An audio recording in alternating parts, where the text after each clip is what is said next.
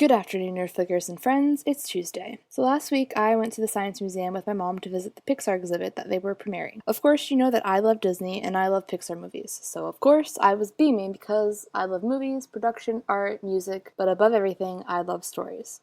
And if you're going to show me a behind the scenes, a simple look how we make these movies exhibit, I will of course throw my money and go. I find it so interesting that Pixar decided to give not only adults, but kids a sneak peek at the movies that we all love and say, hey, you know that math that you use in class? Well, we love math and we use that in our movies. And there are kids who are into making models, drawing, and coloring, and there are also kids who love math and science and love movies just as much. But they probably didn't think to combine the two and create something so beautiful. And that's what makes Pixar movies so much more than animation. These movies are art, science, and mathematics, and when I think about all the math that goes into these movies, I find myself getting a little frustrated because math was definitely not my strongest subject in school, and math and science are one of the basic ingredients to these movies. I was always obsessed with reading stories and trying to make up my own characters that I wanted people to get attached to, like I did with Pixar. Then I thought to myself that the Science of Pixar isn't half of what they do with these movies. There are years of writing, months of story building, and creating character sketches of those who they envision. The Science of Pixar is taking a character and creating it into what the director is playing in he or she's mind.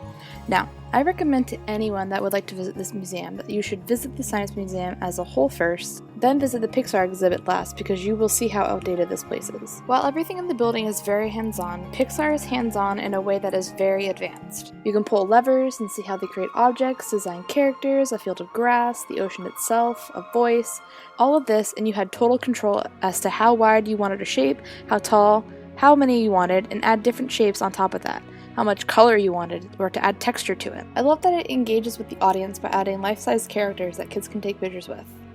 And adults too. Throughout the exhibit, I got a little emotional while listening to the stories that the creators shared on their time with Pixar. You can tell how much hard work and passion they put into these movies, how much love and attention they put into these models, the one single strand of hair, that one patch of fur, or that single piece of clothing. And something so simple as hair could be so focused on in detail that you could spend half the movie wondering if this single strand of hair is real or animation. It blows my mind knowing that every piece of Merida's hair was created individually, from the root to the very tip of her curl. But most importantly, these movies are all about their stories and how much we can relate to them. With Toy Story and how they were able to have their characters grow up with the audience, how they take dreams and turn it into reality with monsters and flying houses and superpowers to hide our weaknesses.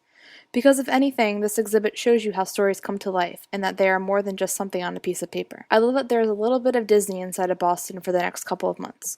It just makes this city that I know and love much more magical. It's Tuesday, and I will see you guys a week from tomorrow. DFTBA.